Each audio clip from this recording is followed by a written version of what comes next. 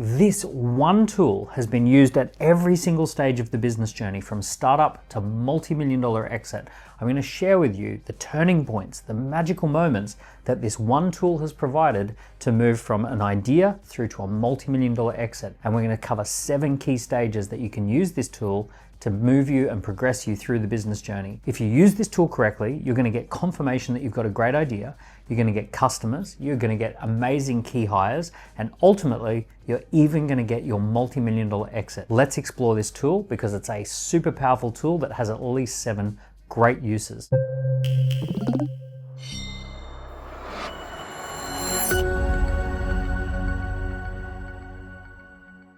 So the first place that you're going to use this tool is validating your idea. At the very early stages, when you're a startup and you want to know, are customers interested in this? Am I onto something? Have I got a great idea, or am I kidding myself? This is where we run the very first campaign, and we call this a waitlist campaign for validation. So we're going to call this one a waiting list.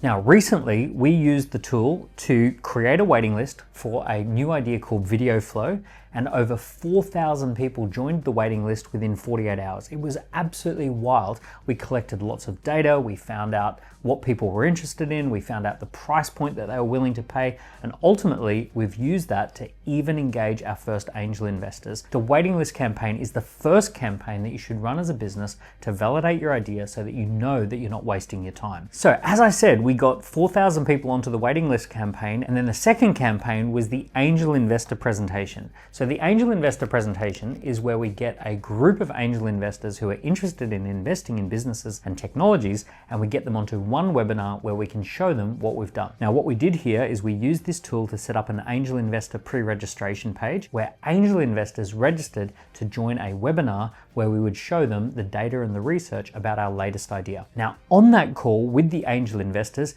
one of the most important parts is we're showing people the data that we collected during the waiting list. So when we launched the waiting list, we asked people to join the waiting list and answer 5 questions. And the 5 questions tell us the problem that they're trying to solve, the price point they're interested in paying, the outcomes that they're looking to have delivered. So we got 4,000 people to answer those questions, and then we collect that data and we show it to the angel investors. So the angel investors can see that we're actually onto a really good idea here, validated by real customer data. Not just a little bit of customer data, 4,000 people who joined the waiting list. Okay, the third place that you can use this tool is to run a launch event. So you can get people ready and registered for the launch event by getting them to register for a webinar or a live event. You set up a landing page, you get people to register, and then you're getting people's details so that they can attend the launch event. A launch event is a powerful way to get your business started. It's where you're going to get your first sales. It's going to create some buzz. It's going to get some social media content. It's going to get all sorts of people interested and engaged. So you want to definitely run a launch event. Now, a little bit of a tip here is you don't have to just run one launch event. You could run several launch events. For some of the businesses that I've launched in the past, I've done a week of launch events. I've had a launch event in Manchester, Birmingham, London, and Milton Keynes, for example. I've had multiple launch events across a month where I've done launch events for different market categories. I've had a launch event for coaches, a launch event for software companies, a launch event for agencies. So we've actually broken up the launch event so we can have multiple launch events and cover multiple bases. If a launch event is a good idea to do once, why not do it 5 to 10 times across different geographies and to different markets? Once you've launched your business, you now want to use this tool to set up a campaign to do perfect repeatable weeks. Perfect repeatable weeks is where you run the same campaign over and over and over again. You've launched the business, it's up and running. Now your job is to generate new leads every single week. I love the idea of a perfect repeatable week. This is where you're just cranking the handle and generating leads, appointments, presentations, and sales week in, week out. Now, for my businesses, I love perfect repeatable weeks that revolve around scorecards or assessments, or perfect repeatable weeks that revolve around webinars and presentations. So I'm a big fan of having a few things that we just drive traffic to, whether it be through ads or social media engagement. We're driving people towards a particular thing that we want people to do. So we're saying, hey, check out this online assessment, fill in the online assessment, or we're saying, check out this webinar, join us for the webinar, and we just do it over and over and over again. We don't change it. We aim to do it 40 or 50 weeks of the year, and we just repeat.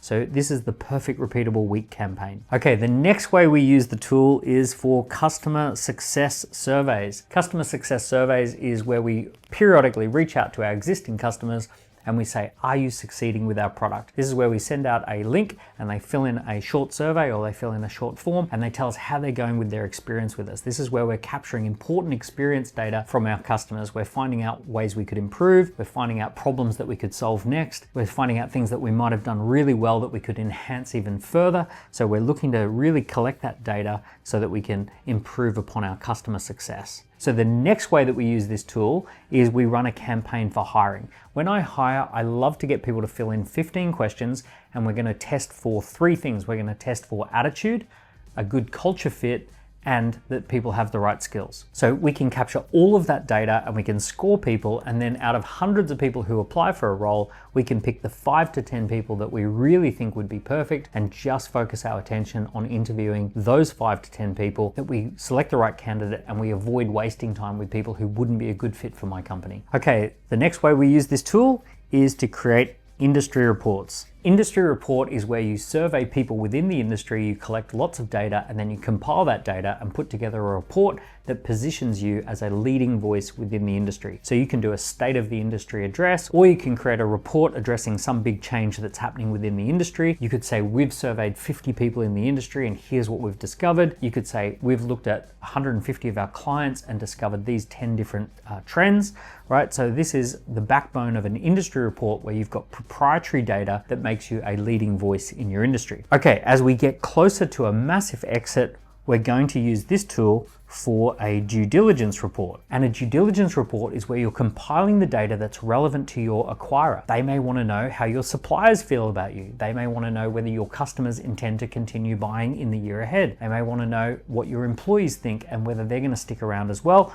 All of that can be captured in a due diligence report. So you can collect the data that helps your acquirer to understand that you're a really good quality business that they should be buying. So here we've got 7 different ways that you can use this tool in order to go from startup right through to multi-million-dollar exit. So what is the tool? And of course, the tool is ScoreApp.com. ScoreApp.com can be used for all of these different use cases. You can use it to create a waiting list campaign. You can use it to do perfect repeatable weeks. You can use it for launch events. You can use it for angel investor presentations, for hiring, for industry reports.